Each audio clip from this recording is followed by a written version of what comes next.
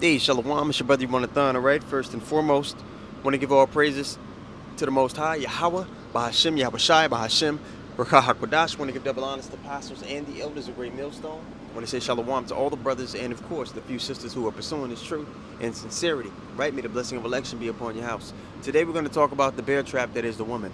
There are going to be a lot of snares and obstacles on our path. You know, this walk is an obstacle course, mentally, physically, in every facet of it. You're going to be tested and tried and, you know, still expected to uphold the standard the Lord gave you, regardless of how things are going, regardless of how you're perceived, you know. So, one of those major traps for the men of the Lord is going to be the woman. Many of our forefathers fell victim to that trap, okay? And advice is given to us throughout the scriptures on how to deal with it. From our apostles and elders on down, they constantly warn you of that trap because it's the most common one. All right, I got a clip that I want to show you guys today, um, just to illustrate the point that I'm speaking of.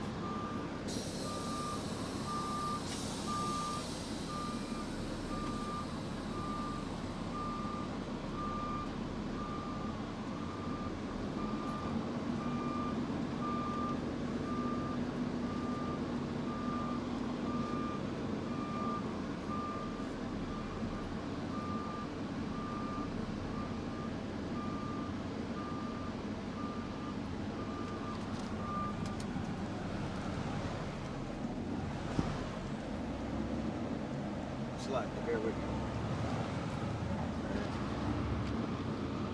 Yeah, I got a clip that I want to show you guys just to give a visual aid to what I'm speaking on, and we'll go from there. So, with no further ado, this is the first clip. It's two clips. Altogether, it'll be like a total of 3.5, 4 minutes. But this is the first clip of the woman speaking about the situation.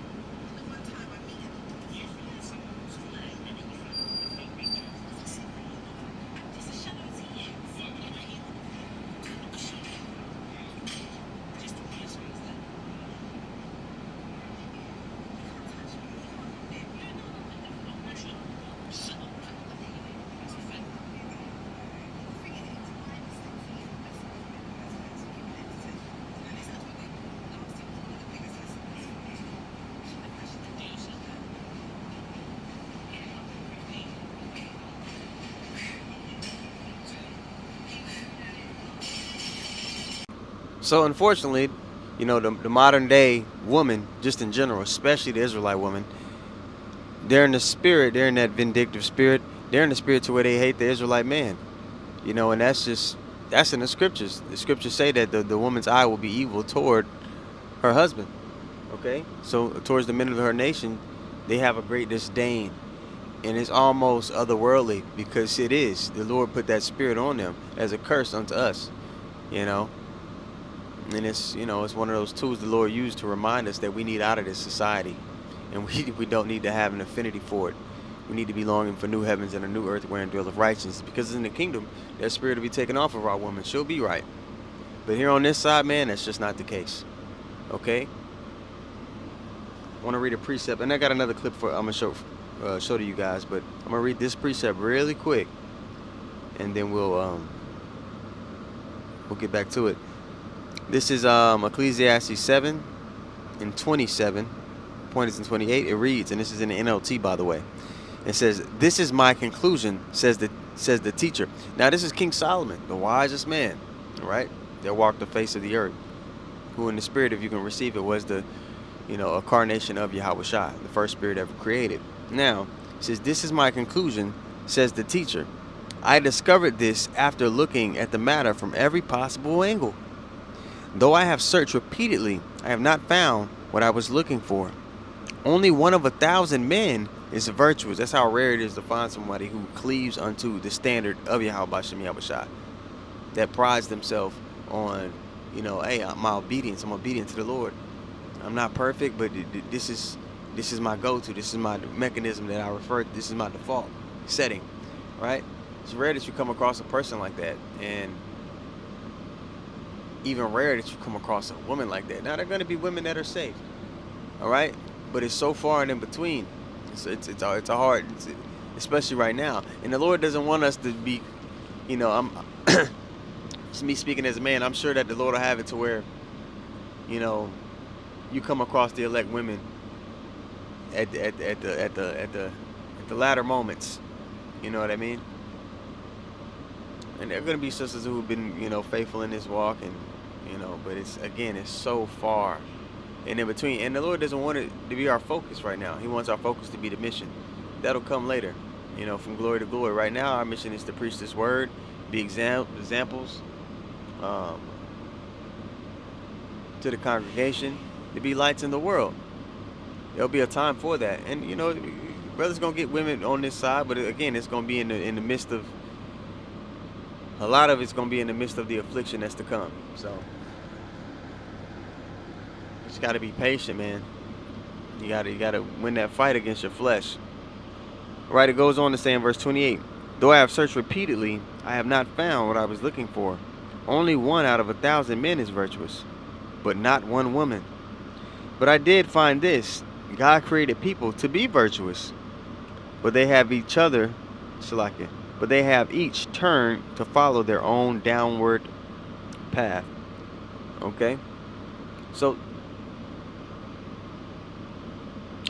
keep the main thing. That the woman should be giving time to a woman should be something that's on the back burner for you. And if you do gotta deal with a woman, really do your due diligence on her damn mindset, especially in today's time. And apostles and elders will tell you, hey man, just go get a heathen woman and just keep her, at a distance. You deal with her when you deal with her. Just keep it straight up with her. Hey man, my priority right now in life is, something else. Is you can tell her, you don't gotta tell you in the truth. Tell her, your job, your work, or I'm in a mentorship program. That's what I prioritize in my life right now. You okay with that? Cool. And just deal. And then, the Lord wants you to have a woman. He'll let you have a woman, but that just doesn't not need to be the focus right now, because the Lord intentionally has this wayward spirit on women, because a lot of them need to be judged. Okay, but the focus needs to be primarily the mission. And if you do get a woman, as the scriptures say, as Paul told us, you're gonna have trouble in the flesh. Got one more clip. This is another person responding to the nigga woman in the to the chaos goblin, as Apostle Har calls him. Is a very accurate description. He's responding to the whole incident, and she responds after being caught because she didn't know she was being recorded apparently. All right, let's see here.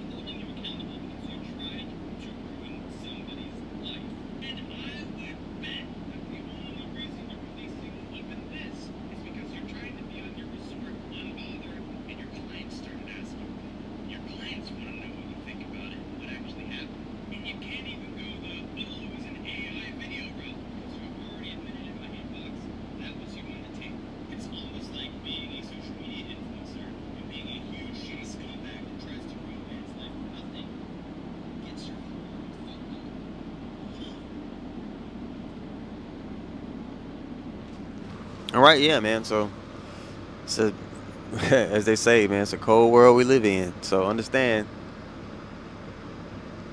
where not to put your eggs. You know how they say, don't put your eggs all in one basket. Don't. You are what you give your time to, man. Don't give your time to somebody who's not about Yahweh Shem Yahushai. Instead, give your time to Yahweh Shem Yahushai. You know, all right. And if you starting to deal with a woman, make sure she knows she's never going to be priority in your life. Your priority is your purpose. Okay, you don't got to tell her what that is, but and it'd be wise not to. You know.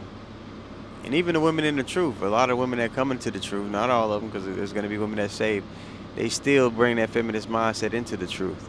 They still they'll turn around and use the scriptures to try to, you know, have control over you.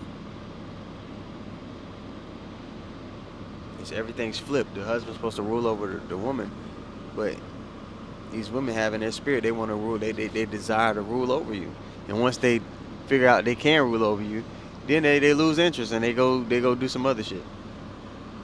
So man, have understanding. You know, you have all these examples of men that came before us. You got apostles, elders, bishops on down today, brothers that have, you know, experienced particular things. A lot of them for the sake that they can impart wisdom unto us. So, you know, take heed. So Abaratazah, the lesson was edifying. Oh, I'm going to read this real quick before we close out. This is 1 Corinthians 7:27. It says, art thou bound unto a wife? Seek not to be loosed. Art thou loose from a wife?